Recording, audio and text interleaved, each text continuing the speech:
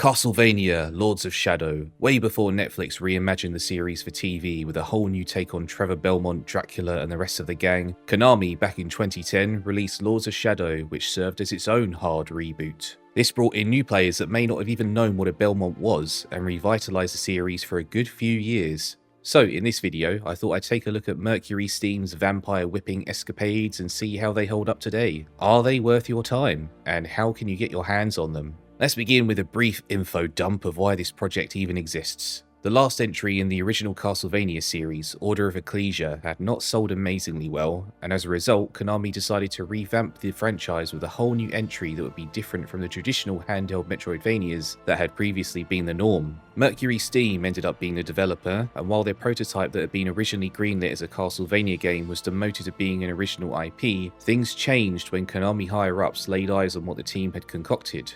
In fact, Hideo Kojima was there, and he saw so much potential in MercurySteam's project that he decided to offer help and guidance throughout development. He ended up influencing the game in a variety of ways, such as changing the main character's design into a more relatable everyman rather than a barbarian, and solving smaller issues like mocap problems. So yes, this first game has Kojima's influence in its very bones, and with how long some of the cutscenes are, you can definitely tell. And here it is, Castlevania Lords of Shadow, released in October 2010 for the PS3, Xbox 360 and PC. For this Trilogy retrospective, I will be playing on Steam, which I think is the easiest way to play in 2025, although you can also get them on Xbox through backwards compatibility, or on PS5 by streaming the PS3 versions in the Classics catalogue.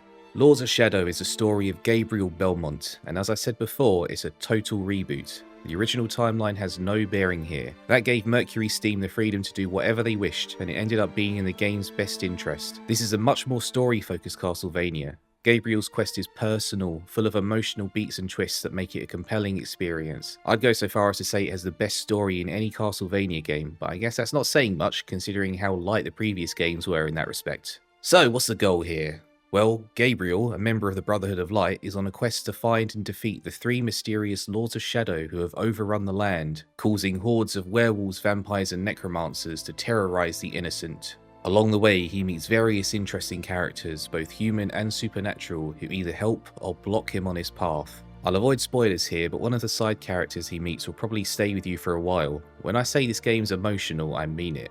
You can really feel Gabriel's torment, and the atmosphere is melancholic to the point where I'd say you should probably come prepared for a bit of a roller coaster. Do not play this game if you're feeling a bit down. And the music, my god, the music. Oscar Araujo was the composer here, and he remained as a composer for the next two games as well. His pieces are so poignant, so emotional that it drives home just how desperate Gabriel is to see this quest through and be free of whatever's eating him from the inside. Araujo's music actually reminds me of Hans Zimmer's soundtracks. Many pieces seem to start soft and gradually ramp up to being majestic or heartbreaking. You'll know what I mean when you listen to them. But what about the gameplay? Well, when this game released, I remember people calling it a God of War clone. And going back to it now, yeah, I can see where they were coming from. You don't get to control the camera, so you only have to worry about controlling Gabriel and fighting off monsters. It works well enough, and I didn't encounter any points where I felt like the fixed camera was a detriment, but it does feel a bit more detached than modern games where you have more agency in what to observe in the environment. The combat is very much like God of War, with the combat cross being Gabriel's main weapon. It acts as a chain whip, meaning that if you've had experience with Kratos' Blades of Chaos, you'll feel right at home. There are a bunch of skills you can unlock with experience, which is gained from defeating enemies. It's pretty standard stuff, but I like it. You know what they say, if it ain't broke, don't fix it. There are quick time events as well. These used to be all the rage back then, but I don't remember anyone actually enjoying them. People must have complained here as well because the second game lets you turn them off, but they're not too bad. Most of the time you don't have to press a specific button, just any button as long as you press it at the right time. It is what it is. Lords of Shadow does have a couple of unique traits in its combat system compared to God of War. At certain points in the story, Gabriel will gain the ability to use light magic and shadow magic.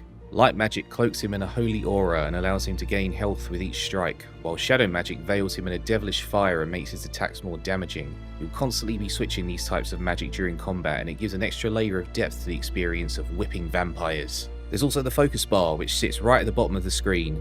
With this, the more stylish Gabriel is in combat, and the more hits he dishes out, the more filled up the bar will get.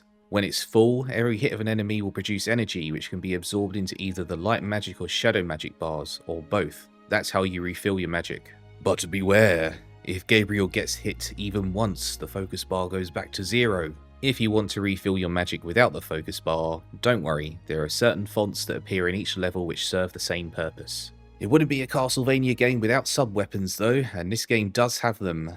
Daggers, fairies, dark crystals, and holy water. No axes or crosses, I'm sad to say, but you don't really need them. Each of the sub-weapons have their own uses, and a couple can be improved depending on the type of magic you have active. But you'll want to keep your eye out for dark crystal shards. When you have enough to form a full crystal, Gabriel can shatter it to release a big female demon that annihilates all enemies on screen.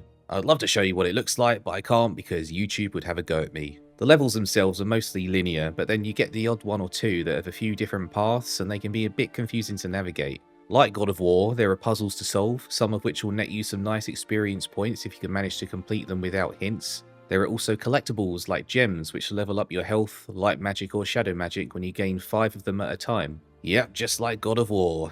You can also find the rare Brotherhood arc, which upgrades how many sub-weapons you can carry. Finally, there are scrolls you can retrieve from the corpses of Brotherhood soldiers in each level, and they give you extra lore about the world and the story. Oh, and I forgot to mention the voice acting. Gabriel Belmont is voiced by Robert Carlyle, who does a fantastic job. He sounds so good.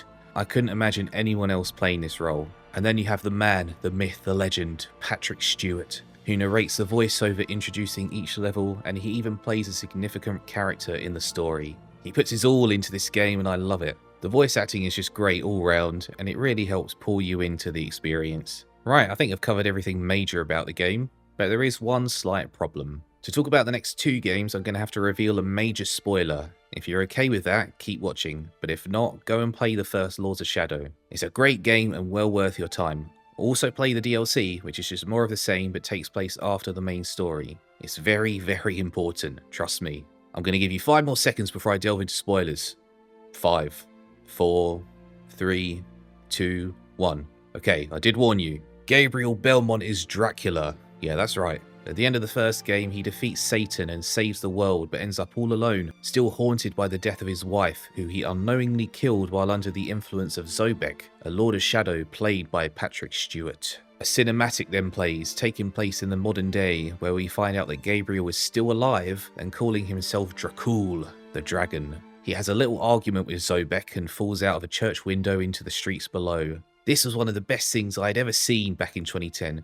You have no idea how hyped I was for the sequel. But how did he get that way? How did he turn into a vampire? Well, in the DLC for Lords of Shadow, Gabriel returns to the castle where he killed Carmilla, the Lord of Shadow who had commanded legions of vampires. Apparently, the 3 lords have been guarding the seal of the Forgotten One, a super ancient demon of some kind. Now that the Lords of Shadow are mostly dead, the seal starts to weaken, so Gabriel is asked by Laura, another vampire, to fix things. To do so, he needs to drink her blood, becoming a vampire and killing her. And when he faces the Forgotten One, he actually absorbs all of its power and uses it to kill the demon for good. Now a vampire and fueled by the dark power of the Forgotten One, Gabriel becomes Dracula. The darkness amplifies his hatred of God for abandoning him, leaving him with nothing despite saving the world. It's such a good twist and such an awesome story. So that's where the next game comes in. Lords of Shadow, Mirror of Fate. Yeah, Lords of Shadow 2 is the final entry in the trilogy. Mirror of Fate comes next and was released for the Nintendo 3DS in March 2013, although it received HD ports on the PS3, Xbox 360 and PC in October and December. 3 years it took. 3 years of waiting after that shocking cinematic at the end of the first game. But we're finally here.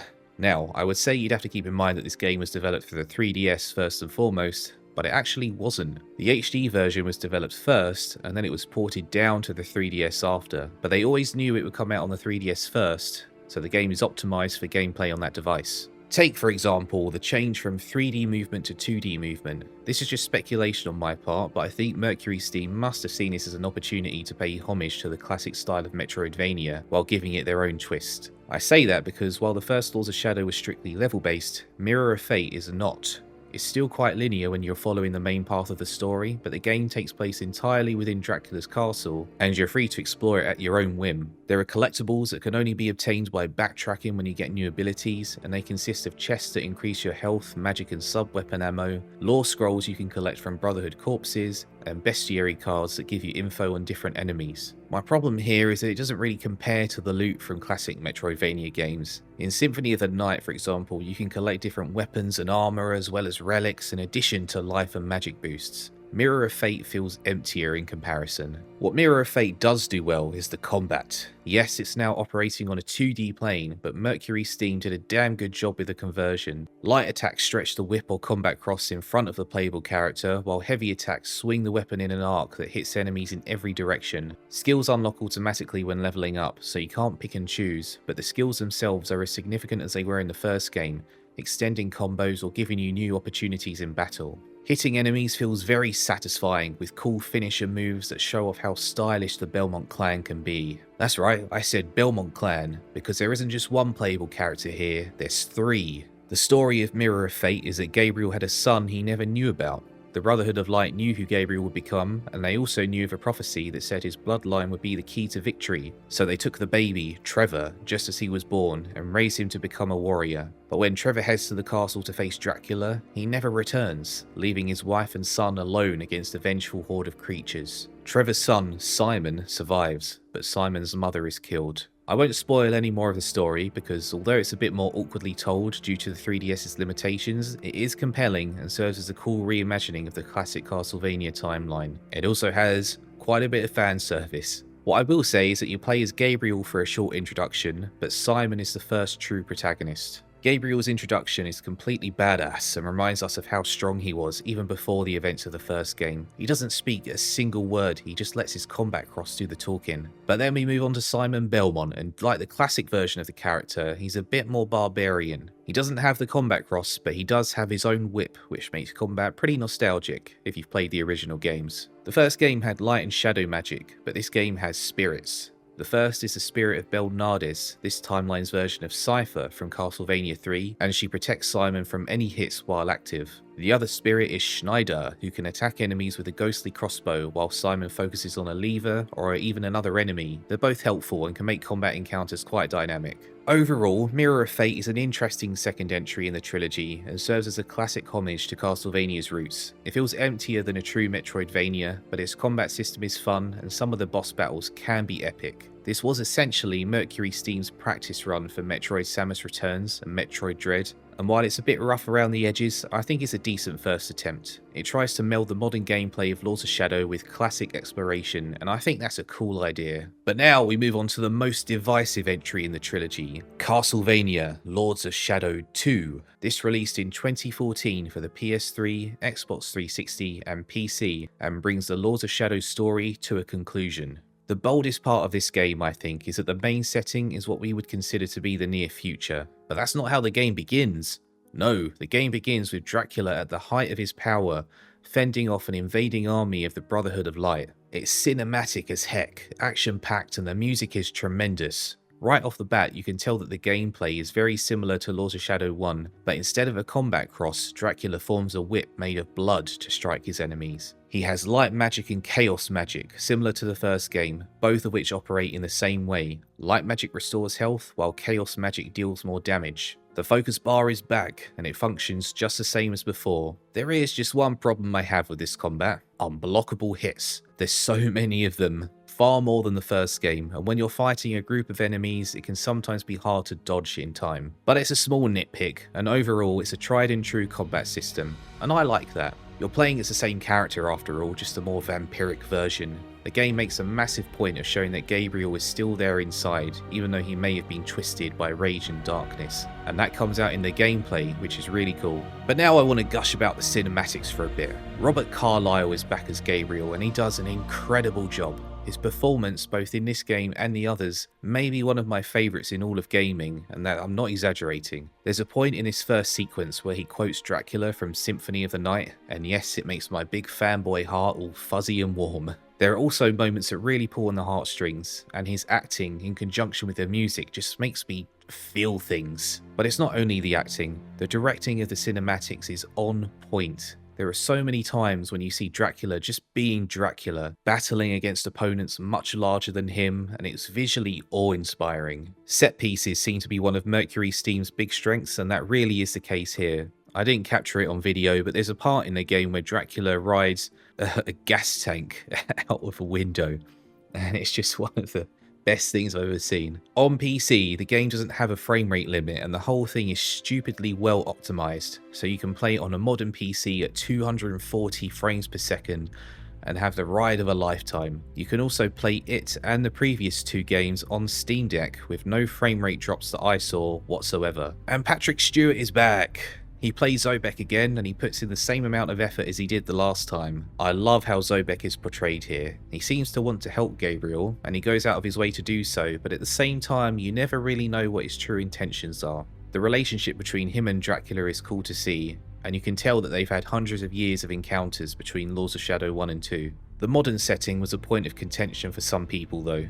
The game takes place entirely in and around the ruins of Dracula's castle, which has now been turned into a city called, you guessed it, Castlevania. But this city is also full of high-tech pharmaceutical labs, and that shift in environment from the more medieval digs of the previous games is a bit much for some. I think it's awesome, but I do understand that it might feel like they've jumped the shark somewhat. But not completely, because the game has a mechanic where you can travel to Dracula's castle as it was hundreds of years ago. It's a bit confusing to get your head around, and the game seems to want to keep it mysterious, but I think the gist of it is that the castle, like in the classic timeline, is kind of a creature in its own right, and is linked to Dracula's memories. Dracula's memories literally come to life in a pocket dimension. What this means in gameplay terms is that you have 2 overworlds to explore. Unlike the first game, Lords of Shadow 2 isn't level based, and is instead more akin to Mirror of Fate or classic Metroidvanias. Exploring the 2 overworlds can be really cool with beautiful visual design. However, like Mirror of Fate, I don't think there are enough collectibles. There are these really weird things called pain boxes that give you gems when Dracula puts his hand in,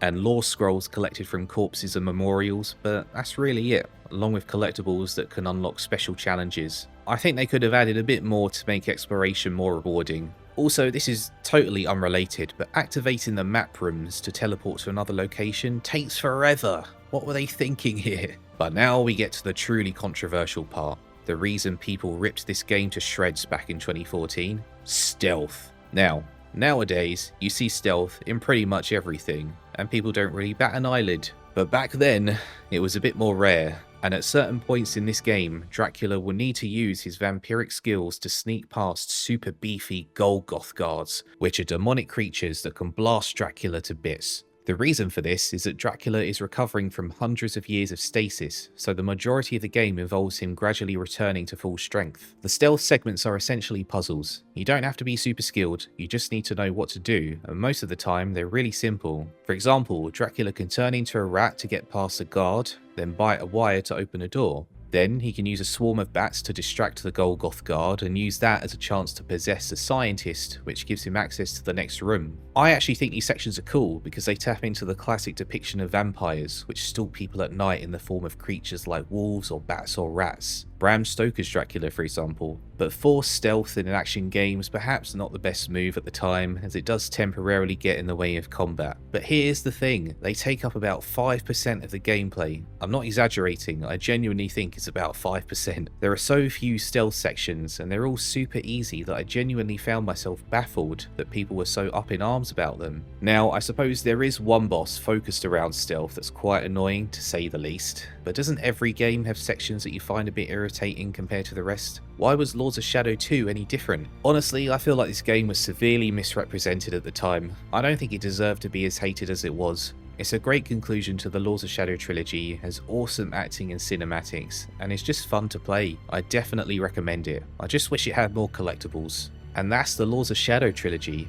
It's certainly quite a ride. Unfortunately, these are the most recent mainline games in the Castlevania franchise. I say unfortunately because I think Castlevania has been dormant for far too long. There's no justifiable reason for it to have taken 11 years or more for another original game to release. Collections are great, but where's the new stuff, Konami? Anyway, play Lords of Shadow 1 and 2. They're awesome. Mirror of Fate is a bit harder to recommend, but still decent, although Lords of Shadow 2 does have a whole sequence where it fully explains the story, so people who just jump from 1 to 2 can know what's going on. But if you are interested in playing MercurySteam's first attempt at a Metroidvania, then give it a go. And that's that. The Lords of Shadow trilogy was the first time the Castlevania story was fully rebooted, and MercurySteam was there every step of the way. What an epic job they managed to pull off. I'm so glad I decided to revisit these games. I think if you especially like good storytelling, this trilogy was made for you. I hope you enjoyed this video. Please smash that like button if you did, it really helps, and subscribe to the channel if you want to see more retrospectives like this. Thanks so much for warping with me to the world of Castlevania, and I will see you next time.